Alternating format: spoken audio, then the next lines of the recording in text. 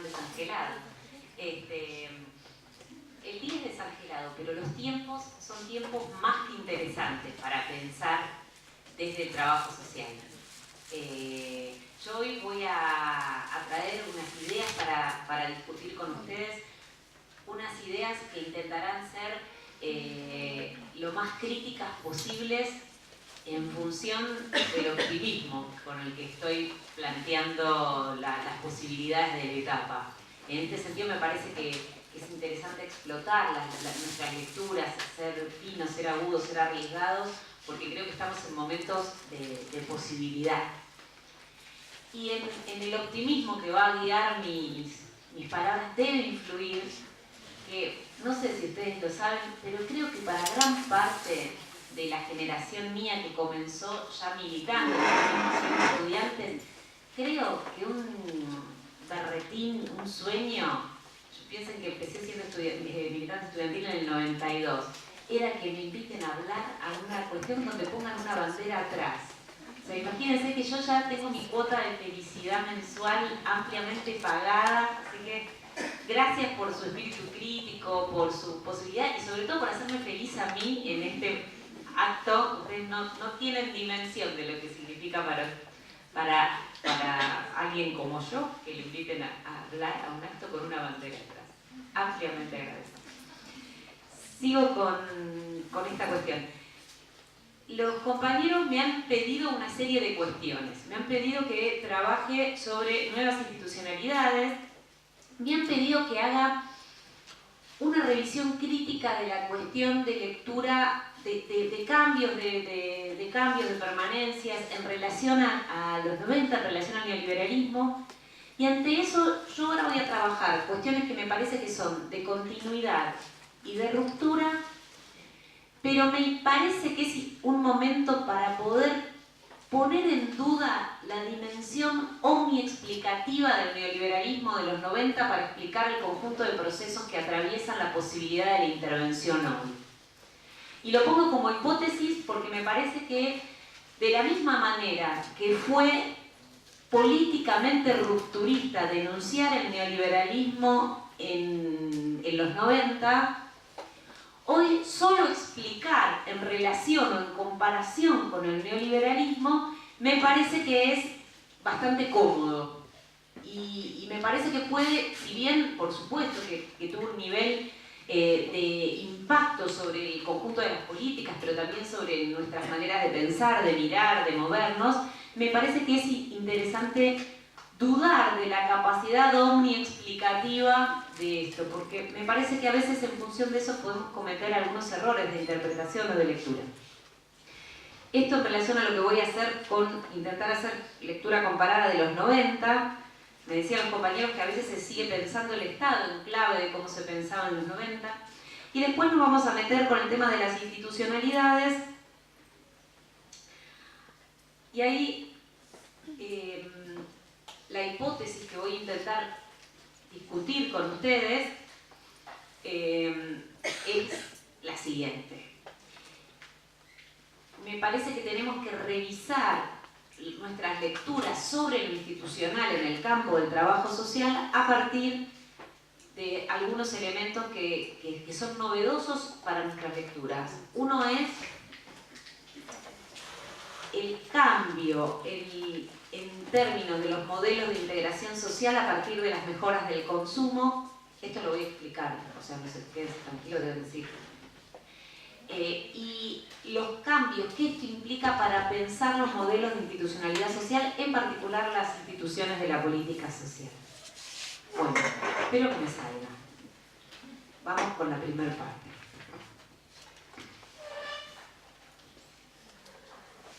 Hay un librito muy recomendable de Nora Britos. ¿La conocen a Nora Britos? ¿Han leído algo? La colega cordobesa. Bueno, una colega cordobesa muy interesante que tiene un librito, tiene varios, pero bueno, yo voy a leer ahora es uno, que es un libro que aborda los 90, ya les digo, pero a ver.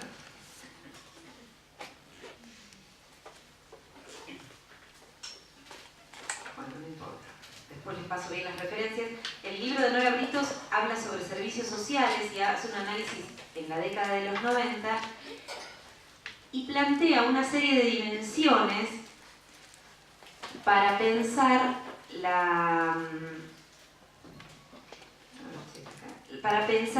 el impacto que el neoliberalismo generó en el esquema de instituciones y de política social. Vamos a ir trabajando por ahí. Yo lo extraje porque me parecía muy ordenador para discutir con ustedes y analizar qué tipo de cambios ha habido en relación a esas políticas, a la política social en general. Porque también aborda un conjunto de dimensiones que a veces en el marco de nuestros análisis de trabajo social olvidamos. Una se refiere al nivel de participación del subsector comercial en relación a lo estatal en las ofertas vinculadas al bienestar.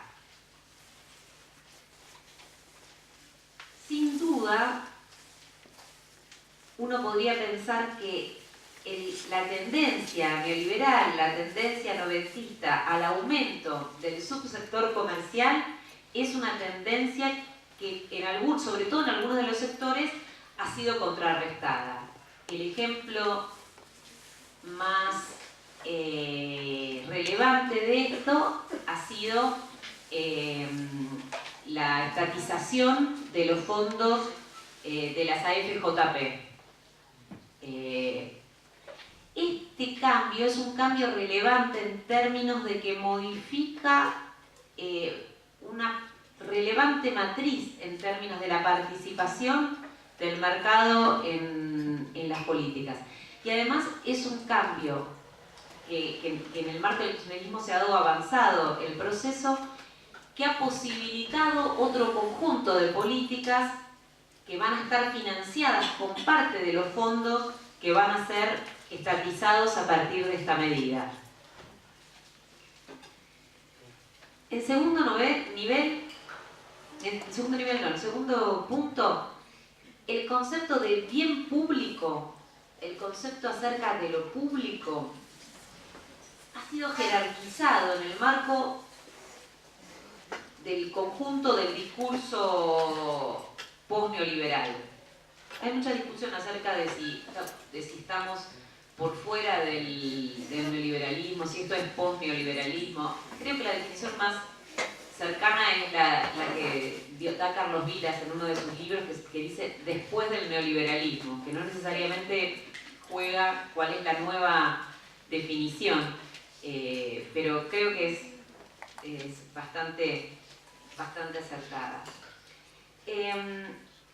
Por otro lado, en un momento, si durante los 90 hablábamos de un proceso de pérdida de decisión del Estado como institución, ustedes son muy jóvenes, pero los mayores recordarán que a finales de los 90 se hablaba de la idea del fin del Estado, de la finalización de la posibilidad del Estado como un organizador de la dinámica de lo público dentro de los Estados-nación. Nosotros discutíamos eso a finales de los 90. Hoy podemos decir que más allá de las crisis que se operan en los distintos estados, hay una suerte de recentralización o de la decisión, sobre todo a partir de el lugar que han ocupado en Latinoamérica las decisiones estatales, las decisiones sobre todo de los estados nacionales en el conjunto de las decisiones de la vida pública. Nadie puede dudar que en América Latina el lugar que ocupa las decisiones del gobierno que dirige Evo Morales, el caso venezolano, en nuestro caso nadie podría dudar de la relevancia que ocupan las decisiones a nivel nacional. Nosotros tenemos grandes discusiones acerca de política tributaria, discutimos acerca de lo que no podemos discutir, si se quiere, que estamos ubicando la posibilidad del Estado, de la direccionalidad del Estado-Nación como un actor actor relevante y de poder. Esto parecía ponerse en duda a finales de los 90, que existiera esta capacidad de reconstrucción de los estados. En el marco de la política social, la recentralización de las decisiones se puede ver con facilidad y creo que probablemente en esta charla que tengamos vamos a discutir bastante sobre esta institución, pero que es la institución paradigmática para poder entender los cambios de la política social en el kirchnerismo, que es la ANSES. Fíjense que la ANSES recentralizó un conjunto de procedimientos porque desde la UH hasta Conectar Igualdad, pasando por, bueno, ni hablar de la ampliación de las jubilaciones, es una institución centralizada que marca pautas comunes para el conjunto de habitantes del territorio. Este ejercicio de recentralización en esta institución, que es una de las centrales de la política social del gobierno actual, habla a las claras de la posibilidad de nivel de recentralización de estas decisiones.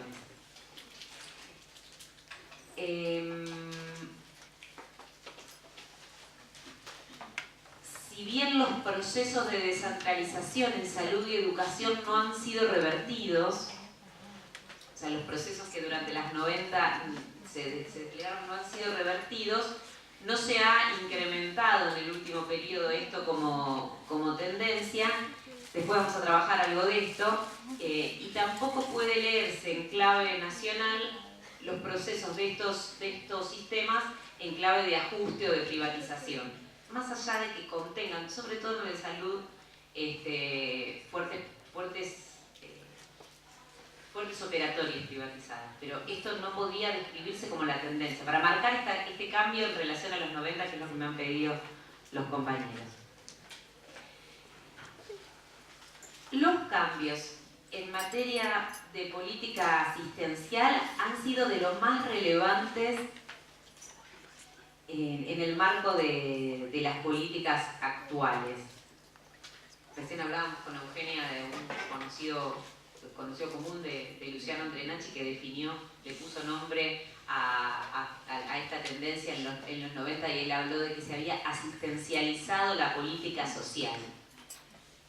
Este proceso de asistencialización de la política social fue un proceso muy fuerte a finales de los 90. En ese momento nosotros decíamos que no se podía explicar la realidad de los barrios de Gran Buenos Aires, Gran Rosario, Gran Córdoba, sin hablar de los comedores o de los planes, ¿no? Decíamos, bueno, hagan el ejercicio de escribir una dinámica diaria o semanal de estos barrios sin nombrar estas dos palabras, y parecía como muy difícil, quedaba una parte importante de la dinámica de funcionamiento y de trabajo en un barrio sin poder nombrar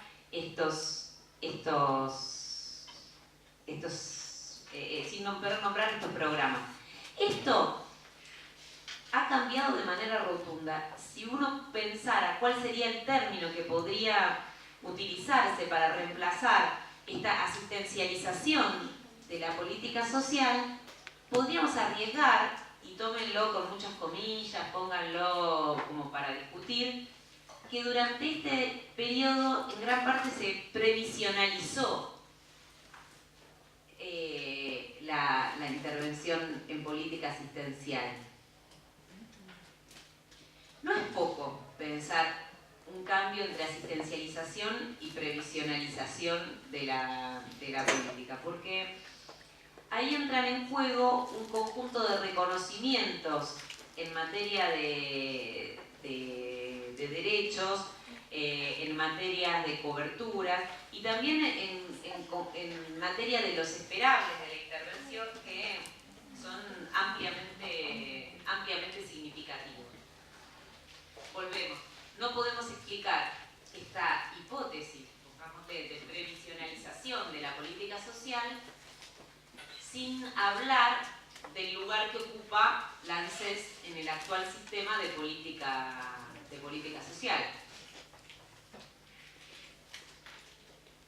Tengo una buena noticia en relación a la ANSES y una mala. Ya la deben conocer. La buena es que el ANSES, con todos sus defectos, funciona bastante bien. Y que las personas que van al ANSES suelen estar gustosas del modelo de tratamiento que reciben. Tengo una mala. Acá no la trataron mal en el ANSES alguna acá. Bueno. Ponele. No, igual de una institución con cobertura nacional en términos de la mala, que por ahí el docente dice que es buena, y saben, no prevé la intermediación de ningún trabajador social en el medio de la política. Esa es buenísima. ¿Saben qué? Miren que discutamos un poquito esto.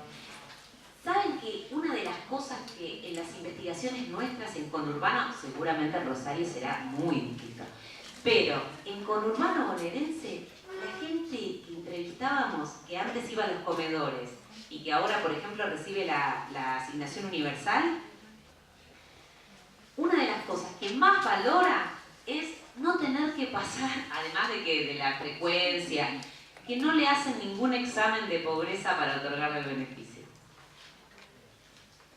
Una de nuestras compañeras, porque aparecía esto, nosotros trabajamos en varios distritos y aparecía como muy fuerte, lo llamamos cierto efecto igualador de la asignación.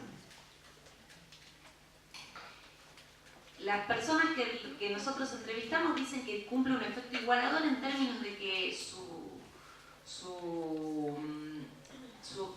obtener esta prestación no los colocan necesariamente como caracterizados como pobres o como personas a ser transformadas. Es más, en el estudio que presentó Laura Garcés, que es una colega sanjuanina que defendió su tesis doctoral la semana pasada, muchas personas que entrevistaban lo referían como que lo bueno es que es como un sueldito, ¿no? Esta idea del efecto igualador que es percibido por estas poblaciones a partir de una transferencia monetaria que no está condicionada por ninguna pauta que implique transformar nada de sí, ¿no?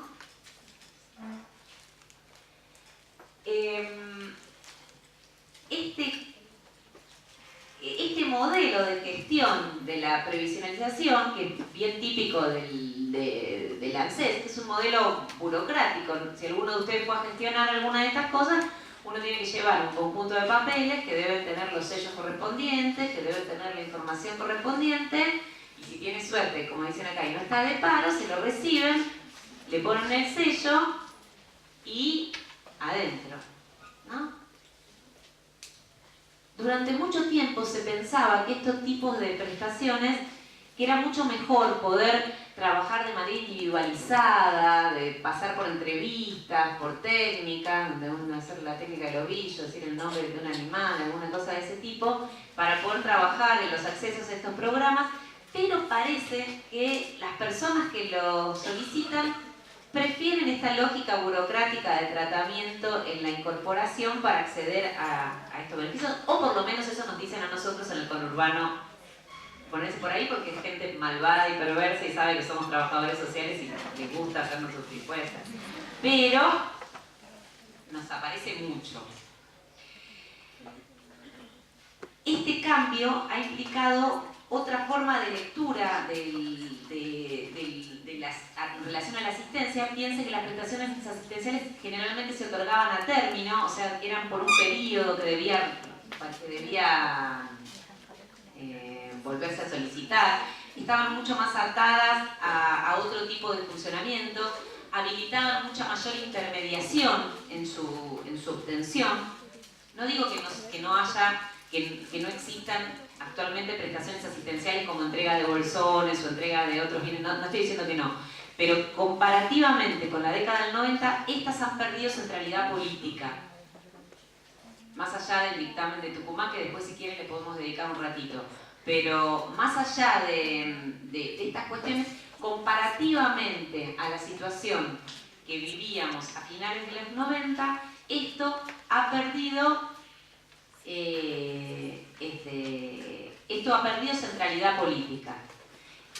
Por un lado, la tarjetización de las políticas, esto de que uno cobra por banco, por tarjeta, y por otro lado, el tipo de gestión de estas políticas colocan a las políticas asistenciales en otro registro. Un registro que es valorado por los efectores, por los receptores de estas políticas, en tanto lo consideran con un efecto relativamente igualador, porque se vincula con otras políticas, se sienten tratados no como pobres, sino como otras poblaciones, y genera, para pensarlas en el marco del trabajo social, un conjunto de interrogantes importantes.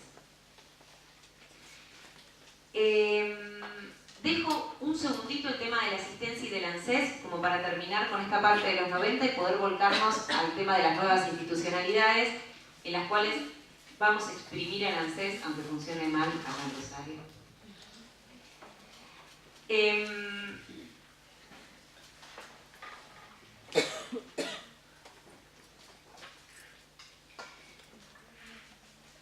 En términos de las continuidades de los programas asistenciales, también ha habido modificaciones notorias. Ustedes me podrán decir que, bueno, la Argentina trabaja, si quieren, mantiene una lógica bastante similar a algunos programas de finales de los 90 en términos de la apuesta a las cooperativas.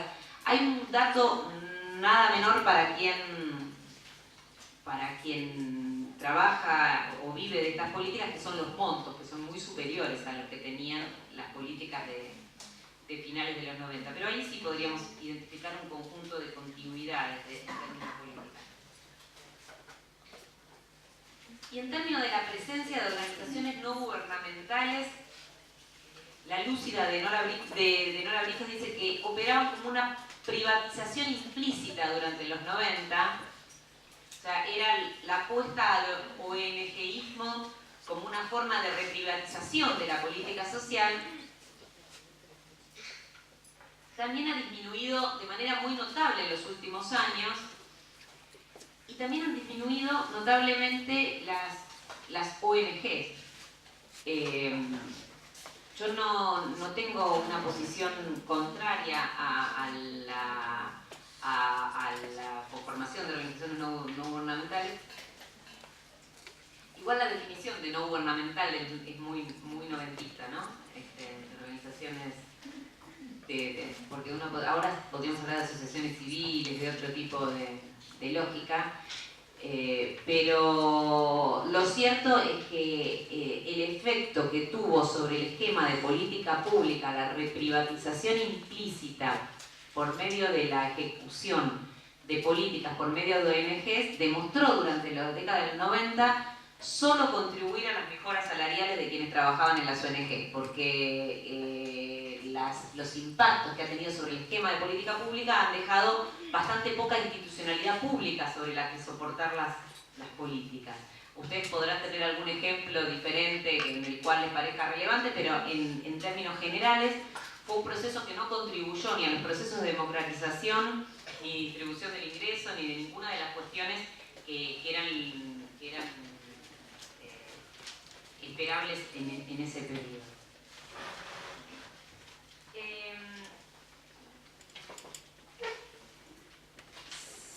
Todos estos cambios que les señalé hablarían de un proceso de ruptura importante en relación a la matriz neoliberal de políticas, pensado esto desde las políticas públicas. Si quieren repasamos un poquito los puntos porque por ahí en la exposición se pierden, pero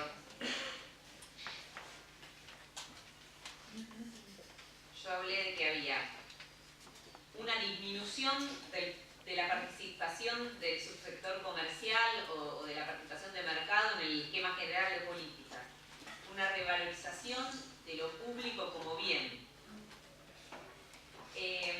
un proceso de recentralización de las decisiones y de los recursos, un cambio relevante en las políticas de asistencia que tendencialmente, y yo sé que ustedes tienen un montón de ejemplos en los cuales no se da, pero tendencialmente pasaríamos de un proceso de asistencialización a previsionalización de la política asistencial. Cambios también en los programas que exigían contraprestaciones estigmatizantes.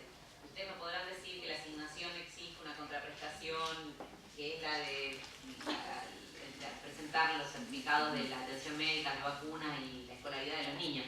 Pero también es cierto que eso por ley lo tenemos todos. O sea, no se le, está bien que es diferente el mecanismo de control que se propone desde la política pública para lo que se exige, más no lo que se exige, que es común a todos nosotros, por más que a mí en mi trabajo no me piden certificado, sí me lo piden para las asignaciones no de salud, pero sí de la escuela para el salario familiar, y que el proceso de reprivatización implícita por medio de ONG se ha demorado. Esto estoy pensando en el gobierno nacional, porque si ustedes analizan algunos gobiernos provinciales, estas tendencias se mantienen y hasta se profundizan. Yo vengo de Capital, si quieren después hablamos del macrismo, pero les puedo asegurar que parte de estas tendencias que he descrito se mantienen con una fuerza relevante. Por ahí acá hay... Bueno, la ONG de mi miembro, ustedes se agarran de cualquier cosa para pegarme. Otro de los procesos que también son interesantes para mirar es el lugar que ha tenido el tema de lo territorial en el esquema de política pública. Y con lo territorial cabría discutir solo eso un día largo, ¿no? Porque es un re tema para nosotros, pero lo cierto es que ha disminuido en materia de la importancia política que han tenido las políticas de corte, pónganle todas las comillas, territoriales en el último periodo, por más que sigue siendo un ámbito con mucha potencialidad para poder pensar la intervención.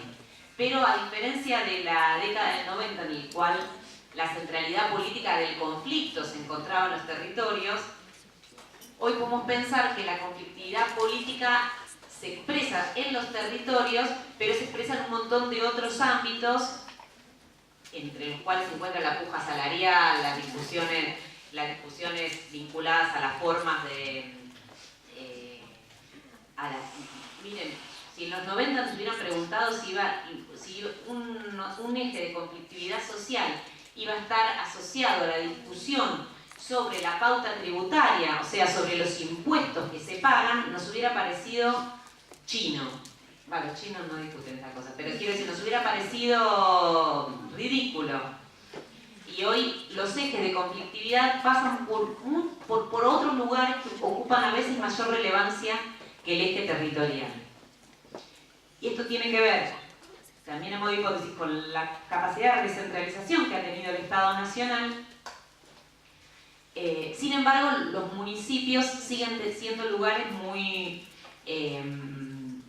relevantes para pensar la política pública. Creo que si hay un perdedor en términos de lo territorial en el último tiempo son las provincias, ¿no? La posibilidad de relación directa nación-municipio ha dejado a las provincias en un lugar de mucho menor poder relativo que el que han tenido otrora. Pero ustedes son todos muy jóvenes y no conocieron el modelo de lo que eran las provincias antes, así que por ahí no les interesa eso, pero los que conocimos otros esquemas notamos la diferencia. O sea, sigue teniendo relevancia, siguen los territorios, sobre todo los municipales, el Estado Nacional, y las provincias han dejado, no es que dejan de tener importancia, pero han disminuido su importancia relativa. Muy bien, compañera. ¿Está bien? ¿Qué me dice? Me voy yendo. Bueno. Esto para marcar diferencia con los 90, en algunas cosas.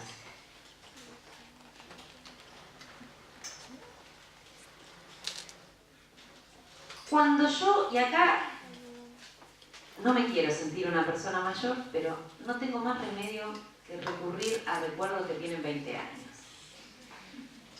Yo era muy joven, quiero decir. Era niña. Eva Benassi no había nacido.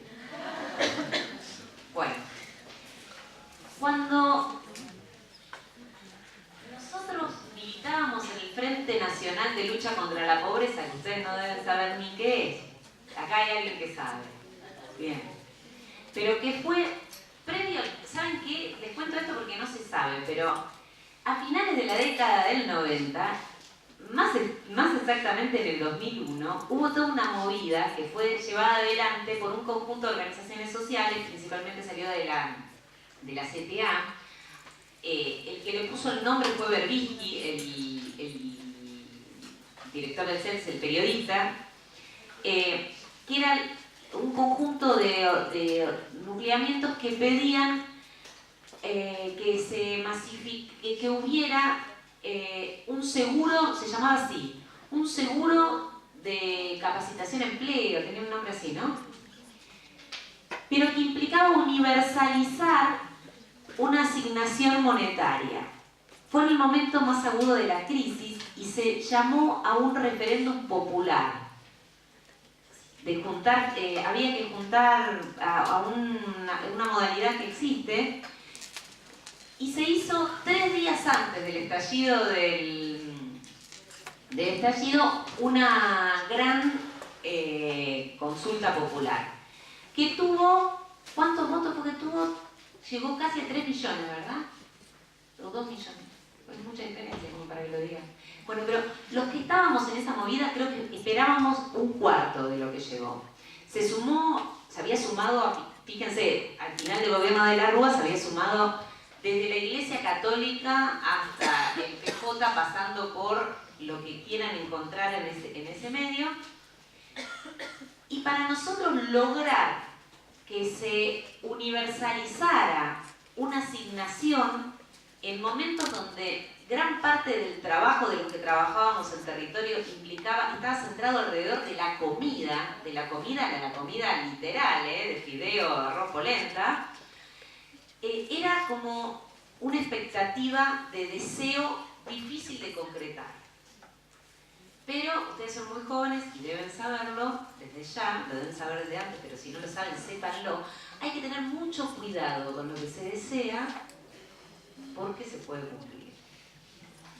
Y lo cierto es que hoy tenemos un piso de asignación, que es el que ha planteado la UH para una población infantil, pero que podemos pensar que tenemos un piso relativamente alto de cobertura en jubilaciones, pensiones, en los adultos mayores, en el cual tenemos un acceso mucho más masivo, relativamente garantizado, de acceso a prestaciones monetarias básicas. Ustedes me podrán decir que les resultan demasiado básicas, que les resultan demasiado bajas o que les resultan demasiado altas, no importa. Lo que es cierto es que eso hoy existe como una realidad y como un piso en el marco de las políticas.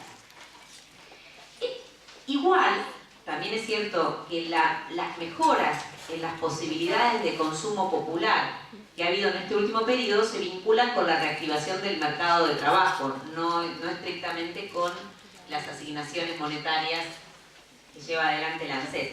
Pero sí han tenido un impacto sobre algunas poblaciones. Vieron que la UH no ha tenido, la UH, la Asignación Universal por Hijo, no ha tenido tanto impacto en pobreza como en indigencia, en las que sí tiene un impacto relevante, y la cobertura de jubilaciones y pensiones ha sido un cambio importante para las poblaciones de adultos mayores de Argentina. De esto puedo dar testimonio, yo trabajo muchos años en PAMI y sé la diferencia que ha implicado estas coberturas. Yo les decía que hay que tener cuidado porque se puede cumplir, porque en algún punto el reconocimiento de la necesidad de estas asignaciones y la relevancia política que ha tenido en el último tiempo ha configurado un nuevo modelo de intervención ante situaciones de pobreza caracterizado por mejorar las posibilidades de consumo popular.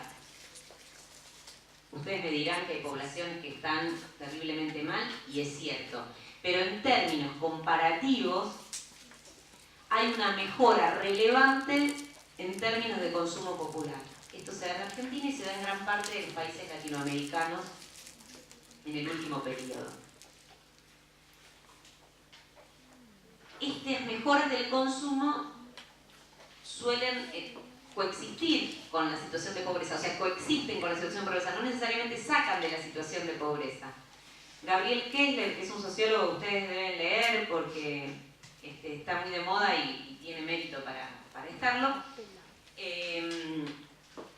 plantea esta idea de democratización del consumo.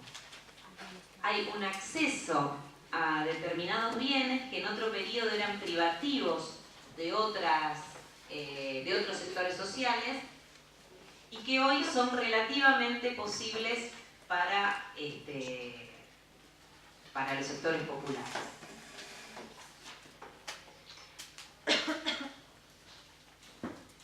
En materia de política social, las mejoras más significativas que hemos tenido se han vinculado con mejorar las posibilidades de consumo, no solo en materia de política asistencial, sino que en materia de, por ejemplo, los otros grandes sistemas universales, como por ejemplo salud y educación. Ha habido grandes políticas que lo que han generado ha sido mejorar las posibilidades de consumo, de accesos a bienes por parte de los sectores populares en el marco de estas políticas. Pienso en el Remediar, pienso en Conectar Igualdad, todos programas que ustedes conocen, ¿verdad? Sin embargo, hemos tenido mucha menor capacidad de transformar los sistemas institucionales de acuerdo a las nuevas demandas, de acuerdo a las nuevas expectativas. O sea, hemos mejorado de manera mucho más impactante en todos los sentidos, todas las políticas que se vinculan con mejorar consumos, que poder pensar las políticas de educación, de salud, de cultura, de seguridad, que se vinculan con otro tipo de garantías de derechos. Y esto es especialmente relevante y preocupante por varias cosas.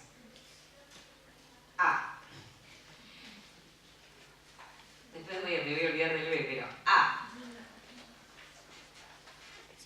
Argentina ha modificado la legislación sobre lo social en el último periodo de manera francamente revolucionaria. La ley de salud mental, la derogación de la 26061, que es mejor decirle 26061 porque es eterno el nombre que tiene, la ley de, ¿cómo se llama? No, de la ley de protección de niñas, niños, adolescentes, la 26061, políticas vinculadas al tema de educación sexual, la obligatoriedad de la escuela media. La obligatoriedad de la escuela secundaria es una política enorme, es una como normativa, es enorme como logro.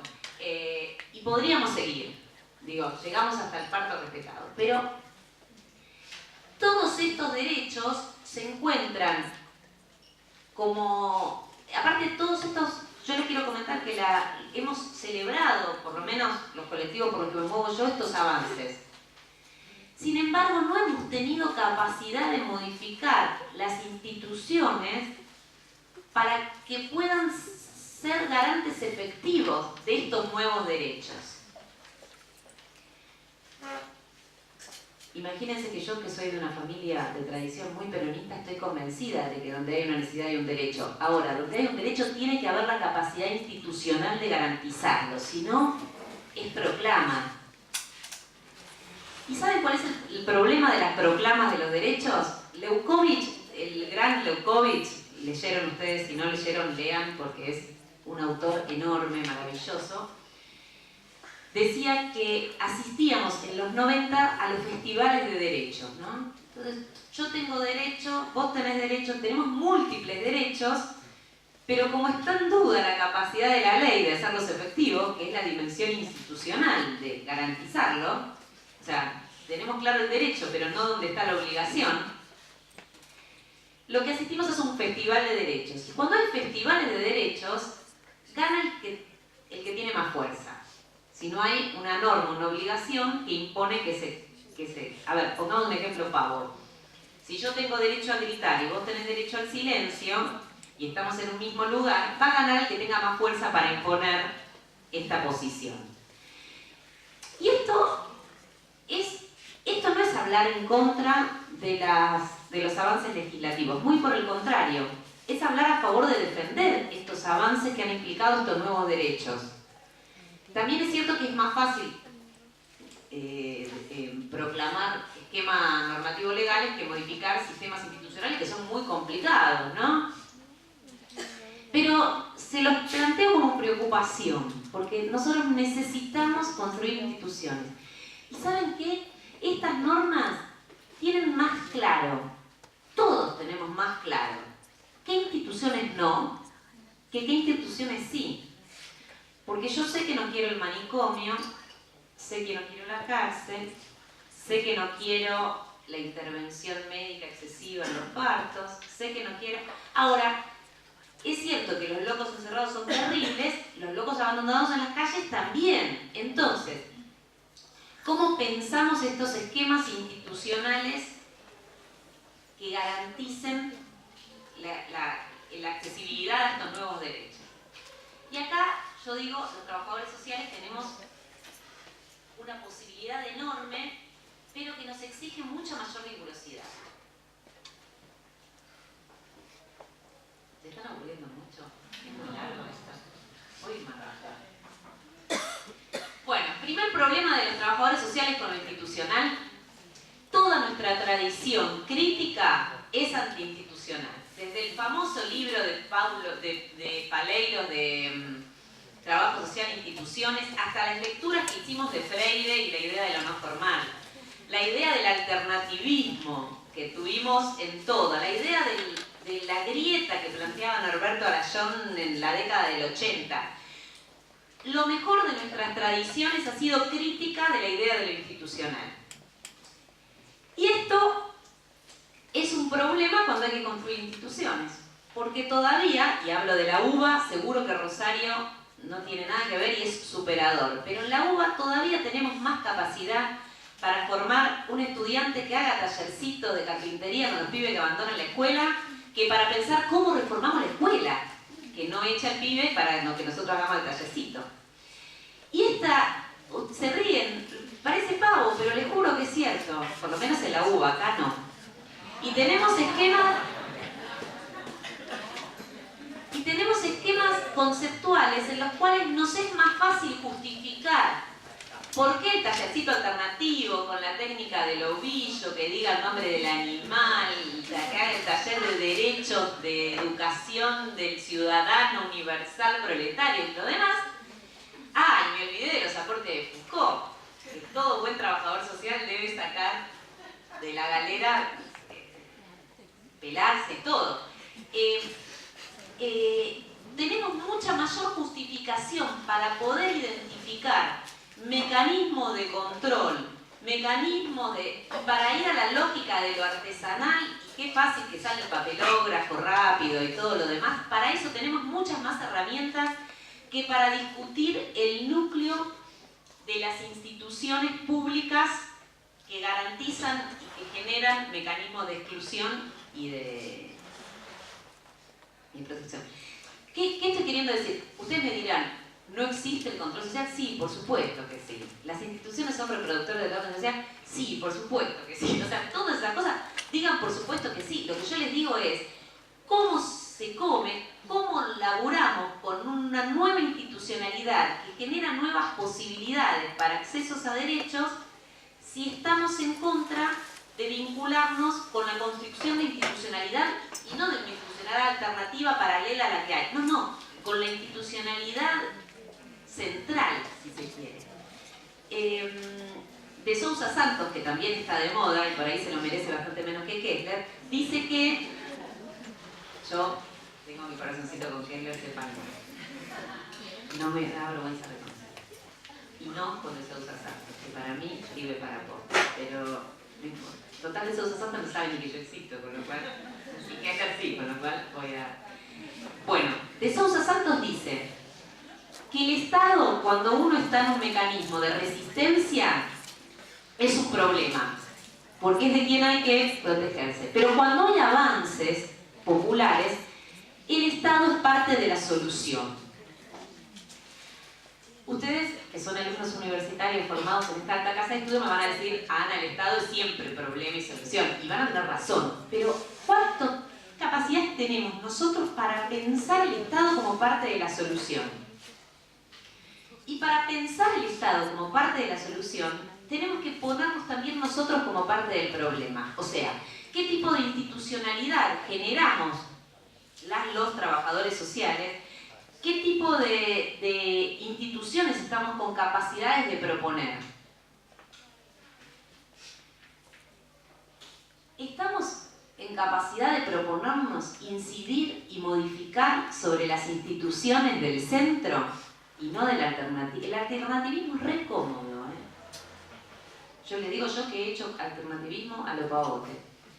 El alternativismo es re cómodo porque lo resuelvo yo con 5 más en el marco del qué sé yo, y ya. Meterse en una escuela es re complicado, porque está la directora, la preceptora, la portera, que te termina decidiendo si podés hacer tal cosa o no. Yo no sé, por aquí insisto, en Buenos Aires, seguramente las porteras acá serán democráticas y participarán de los foros, pero en Buenos Aires la portera hay que aguantarse. Una portera, en un país uno pierde, sin duda, ¿no?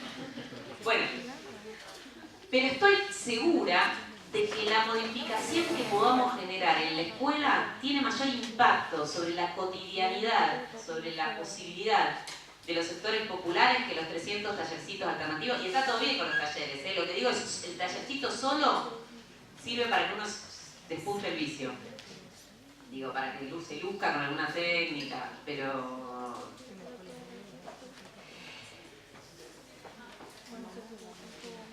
ya se ríe alguno que le gusta la técnica. Bueno, a mí me encanta. Sé un montón, después les digo algunas. Les recomiendo al finalizar, puedes poner mis mejores técnicas. Bueno, había dicho A, B, o sea, A era la reforma de la legislación social, B eran nuestras tradiciones en trabajo social para la lectura de lo institucional, C, ¿qué implican las mejoras de los consumos populares para la institucionalidad pública? Asistimos a momentos en los cuales los sujetos que recurren a las instituciones públicas se encuentran posicionados de manera distinta. Entre estas posiciones distintas, aunque no es la única por supuesto, la cuestión de las mejoras en los consumos populares están ubicando estos sectores en otro lugar. En primer lugar, hay un artículo muy interesante de un uruguayo que se llama Filgueiras, Fernando es, ¿no? ¿Nombre de pila? Que dice que en toda América Latina lo que está pasando es que los sectores populares, cuando mejoran sus niveles de consumo, intentan seguir la pauta de consumo de los sectores medios. Entonces puede pasar que un compañero de un barrio agarra una changa, más lo que junta con la asignación, y saca al nene de la escuela pública y lo manda al parroquial. Esto pasa en Buenos Aires. Acá pasa. Ni hablar de la huida en masa que puede generar tener 2 mangos cuando uno puede recurrir a otro sistema que no es el sistema público de salud frente a alguna contingencia o tratamiento. Esto es muy grave. Y no puede estar la responsabilidad del compañero que hace esa opción, porque hace la opción posible, la opción que considera mejor, sino porque debilita a lo público, colocándolo como el lugar de los más pobres de los más pobres. Y esto, Figueiras va a decir, es un problema en varios niveles. En primer lugar, porque al quedar como servicio para los más pobres de los más pobres, estos tienen menor capacidad de presión para mejorar los estándares de atención del sistema de educación y de salud, porque además los sectores medios y el conjunto son renuentes a financiar aquello que no utilizan. Entonces consideran que invertir en el sistema público es algo que solo sirve para mantener a los vagos, aquel que no hizo el suficientemente esfuerzo como yo, que lo logré superar. Y además porque aumentan los procesos de fragmentación social de manera importante. Este tema de que la gente cada vez menos se cruce con gente distinta genera aumentos en los problemas de sociabilidad y de la idea de lo común y de la distancia en relación al otro. No es lo mismo ir a una escuela en la cual uno se encontró con chicos de muy diversos sectores, ir a una escuela donde uno se encontró solo con uno. Genera una idea del otro bastante distante. Y de vuelta, para este problema, a veces los trabajadores sociales tenemos algunas limitaciones en nuestras lecturas. Porque yo estoy seguro que si nos ponemos a pensar en idea de calidad en las instituciones, le suena noventoso, ¿no es cierto? Yo les digo la calidad en las instituciones y suena neoliberal, suena una preocupación de otro orden. Y lo cierto es que hoy el problema de la calidad en materia de educación, de salud, está generando lugares, y la calidad no pensada en términos de mercado, la calidad pensada en términos de calidad de atención. En eso es terrible porque el mercado tiene una gran capacidad de captar demandas de esto. Yo les cuento una cosa de Capital. La última encuesta dice que el hospital, que solo el 20% de los porteños usan el hospital público. ¿Y saben qué? Los hospitales públicos están hechos bolsa. En Capital vos podés sacar el registro y sacás el turno online. Te atienden en una oficina divina. Y en 15 minutos saliste con el registro y te trataron, por poco te di un beso María Eugenia Vidal.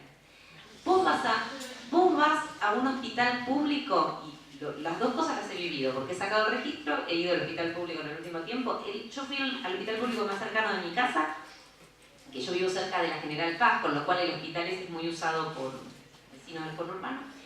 Y la espera para la atención en la guardia era de parados. O sea, para que te atendieran vos tenías que hacer una fila parada.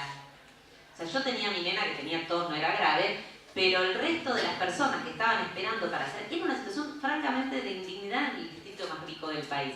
Y en parte, ¿por qué puede pasar esto? No va a incidir en la capacidad electoral. ¿He sido clara con esto que quise explicar?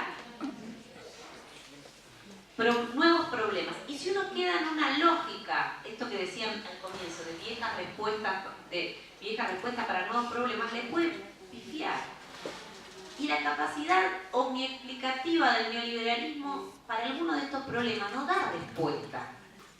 Entonces me parece que tenemos que poder encarar este tipo de reflexiones sobre la institucionalidad, sobre los dilemas de las nuevas institucionalidades. Hay un viejo problema. Este problema no es nuevo y que lo explica con mucha claridad Teresa Matus, claridad que yo no voy a poder transmitirle, pero voy a intentar reproducir su idea, y es que a mayor complejidad de los problemas suele haber menor densidad institucional. En los barrios que tenemos más conflictividad, tenemos instituciones más débiles. Si yo les cuento... Yo cuando recién me recibí y era menos formada y estaba mucho peor pagada que lo que estoy ahora, fui a los lugares más complejos a trabajar. Esto es un viejo problema. Y de hecho en educación ha generado todo el tema el famoso plus que se pagaba de ruralidad. Bueno, ha habido un montón de políticas tendientes a revertir esto que no se ha logrado revertir. Y le agregamos a que tenemos la menor densidad institucional, menor cantidad y calidad de estas instituciones. Tenemos en estos lugares a la población, a los trabajadores menos formados y peores pagos. Insisto, en Buenos Aires, Rosario debe estar bomba. Y esta correlación se le agrega una cuestión que es que en estos, insisto, en Buenos Aires, no lo digo en broma porque quizás acá puedan haber encontrado otra clave, pero niveles de rotación del personal, de las maestras, de los médicos, de los trabajadores sociales, enormes en estas poblaciones que son las Siberias, y no por esta universidad, de la política social. Y esto es grave porque muchos de los problemas complejos a los que nos enfrentamos tienen un lugar de anclaje en algo que explica de manera tan linda Dennis Berglen, y de vuelta, que tiene que ver con la inestabilidad, con la imposibilidad de estabilizar la experiencia que tienen los sectores populares por los niveles de inestabilidad en las que viven. Entonces, a poblaciones que tienen altas dificultades para estabilizar la experiencia, en función de grandes inestabilidades, nosotros les damos las instituciones más inestables. Esto es un dilema complicadísimo que nosotros tenemos que poder sostener. Y ante esto hay todo un discurso en relación a las condiciones laborales, cosas que me parece, las compañeras lo nombraban antes, me parece muy importante, me parece un eje muy relevante. Yo que vengo de práctica sindical no puedo no decir la relevancia de discutir la importancia de las condiciones laborales, pero que si se piensa en esas condiciones laborales alejadas de la realidad del conjunto de los derechos sociales, uno puede caer en la discusión más liberal, digo, que puede sostenerse. Digo, los médicos y los abogados lo han logrado, o sea, mejorar sus estatutos y el resto que importa, ¿no? O sea, independientemente de los derechos del conjunto de los trabajadores. Así que ese es un tema, lo digo así nomás. ¿Cuánto vamos? Ya me repasé. ¿1 hora? Bueno.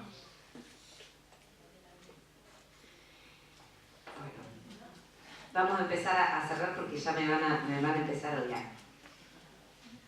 Una de las cuestiones también vinculadas a las reformas institucionales es que los sujetos con los que trabajamos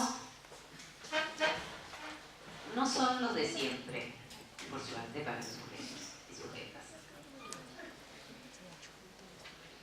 Nos encontramos con procesos de lo que los autores llaman de individualización, procesos de subjetivación bastante distintos a los que se encontraban en otras décadas. Por eso esta idea de que la superación del neoliberalismo no nos puede volver para atrás al desarrollismo, porque ¿quién de ustedes se bancaría el desarrollismo? En sus propias vidas, en sus propias trayectorias. ¿Vieron esta cosa de Dubet que es tan interesante, que dice, bueno, nosotros necesitamos estabilizar instituciones, pero ¿quién se banca a volver a las instituciones anteriores? ¿Cuántos de ustedes se animan de verdad a casarse para toda la vida? Pero de verdad. O sea, no decir hasta toda la vida y me va mal reculo. No, en serio. Sin divorcio vincular. A ver, ¿cuántos se animan a firmar ese contrato? Y no en una noche en un día de sobriedad. Piensen eso. Esa dificultad que tenemos de asumir la relación con las instituciones nos coloca a todos en una relación con las instituciones muy diferente. La dificultad de sumarnos a normas preestablecidas. Hace poquito hice un seminario con Danilo Martuchelli, que les recomiendo mucho la lectura de Danilo Martuchelli, que es un peruano que actualmente vive en Francia, estuvo en Buenos Aires dando un seminario, que decía, los individuos de la modernidad tardía se resisten a los casilleros, ¿no? Entonces decía, uno es típico que habla con una mujer y dice, usted es madre, y le dice, sí, pero yo no soy una madre tradicional, yo soy una madre, pero diferente, ¿no? Vos sos una trabajadora social, sí, yo soy una trabajadora social, pero o sea, ¿quién se siente identificado con la edad que tiene? Y dice, yo la verdad que me asumo en mi... No, yo creo que tengo como 34, por ejemplo, y ustedes no me creerían, pero yo me siento de 34. Bueno, todos esos cambios que tienen los individuos, en el caso de los individuos de los sectores populares, se vinculan con un conjunto de transformaciones que yo no sé cuánto conocemos nosotros, cuánto conocemos los trabajadores sociales que trabajamos con estos individuos.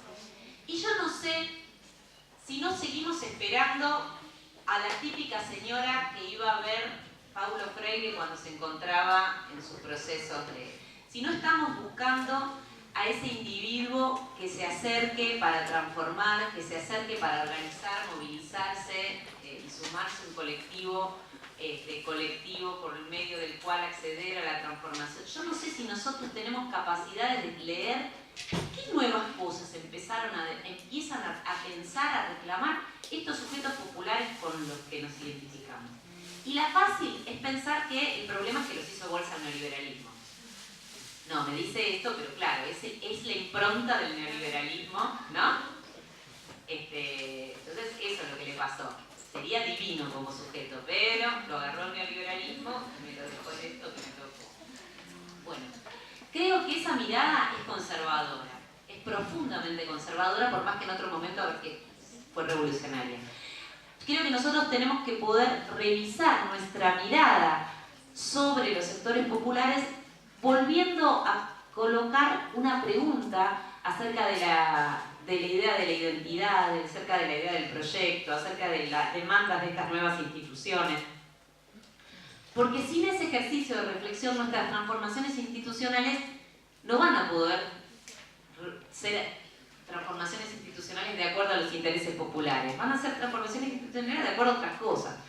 Pero para que sean esto posible, tenemos que revisar incluso los modelos de participación que nosotros pensamos para ellos, los modelos de búsqueda, la idea clásica de sujeto popular que nosotros estamos esperando. Pero bueno, eso ya será materia de otro tema que pueden preguntar a sus profesores acá, que con gusto les explicarán rápidamente. Creo, igual que en nuestra historia, ya hay algunas tensiones, en la historia del trabajo social, quiero decir, para revisar estas lecturas sobre el lugar del sujeto. Pero bueno, para finalizar, yo les quiero decir, voy a volver sobre... una última cosa con el tema del sujeto. La relación de toda la sociedad y de los sujetos populares también, no exclusivamente, con la idea del consumo es una idea muy compleja. Y además nos movemos en un modelo económico que tiene en una de sus principales virtudes la promoción de la mejora del consumo interno. Ahora, ¿cómo recolocamos la idea de consumo y la relación de consumo con la idea de derecho y con la idea de sujeto? Es un problema que ustedes, que son la nueva guardia, la tienen que resolver. Porque si el sujeto es el consumidor, sonamos. Tenemos posibilidades prontas de irnos al tacho en breve. Si negamos la dimensión de este sujeto como consumidor, también sonamos. Porque lo cierto es que no le podemos pedir a los sujetos populares algo muy distinto de lo que hacemos los sectores medios también con nuestra pauta de desarrollo y de despliegue. Así que esto es un dilema complicado. Es un dilema, y no es un dilema del trabajo social, es un dilema societal, es un dilema... Nuestras relaciones con los consumos son complicadísimas. Son complicadísimas y están muy relacionadas con muchos problemas, como por ejemplo de las violencias, y se vinculan además con algo que es mucho más central y filosófico, que tiene que ver con para qué vivimos juntos, para las grandes preguntas a las que nos enfrentamos. Así que yo voy a terminar mi intervención, que es optimista porque me parece que tenemos pisos para pensar muy interesantes. Me parece que esta idea de nuevas institucionalidades, yo les pido por favor que revisemos nuestros marcos de lectura de lo institucional, porque creo que ahí tenemos que encontrar otras claves, porque si no vamos a quedar fuera del juego en relación a los avances que estamos esperando. Y no digo de ninguna manera tirar al tacho nuestras mejores tradiciones, digo resignificarlas y poderlas leerlas de manera crítica. Y me parece que eso también puede llegar a ser un buen mecanismo de defensa, porque vienen tiempos inciertos. Y lo cierto es que para nosotros me parece que los alcances logrados en materia de redistribución del ingreso, de mejora del consumo popular, tienen que ser los pisos en los cuales poder demandar y no los techos a los que salir a discutir. Y si no tenemos la capacidad de institucionalizar, que me parece que es el desafío de lo que viene, lo que tenemos se puede perder. Y hay mucho para perder. Entonces me parece que este ejercicio político, reflexivo, teórico que tenemos que hacer es como inminente e imperioso. Espero no haberlos aburrido demasiado y ahora me interesaría que podamos discutir.